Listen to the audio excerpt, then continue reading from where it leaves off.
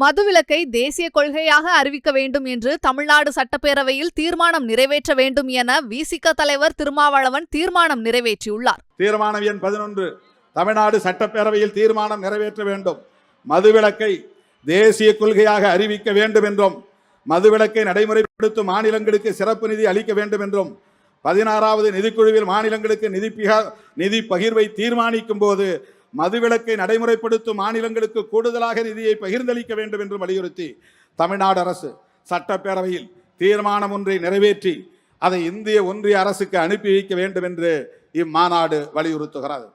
கடைசி தீர்மானம், மதுவிலக்கு பரப்பு இயக்கத்தில் அனைத்து தரப்பு ஜனநாயக சக்திகளும் ஒருங்கிணைய வேண்டும்.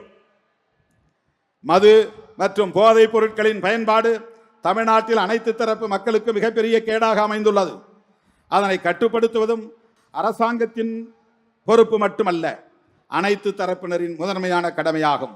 எனவே தமிழ்நாட்டு மக்களின் எதிர்கால நலன்களை கருத்தில் கொண்டு மது மற்றும் போதைப் பொருட்கள் ஒழிப்புக்கான பரப்பு இயக்கத்தில் அனைத்து அரசு சாரா அமைப்புகளும், NGOs, அரசு சாரா அமைப்புகளும், அரசியல் கட்சிகளும், சமூக பண்பாட்டு இயக்கங்களும், ஊடகங்களும், இன்ன பிற அமைப்புகளும் தேசத்தின் மனித வளத்தை பாதுகாக்கும் பொறுப்புணர்வோடு தங்களை ஈடுபடுத்திக் கொள்ள முன்வர வேண்டும் என இம்மாநாடு அறைகூவல் விடுக்கிறது. செய்திகளை உள்ளது உள்ளபடி தெரிந்து கொள்ள ரெஃப்ளெக்ட் நியூஸை சப்ஸ்கிரைப் பண்ணுங்க.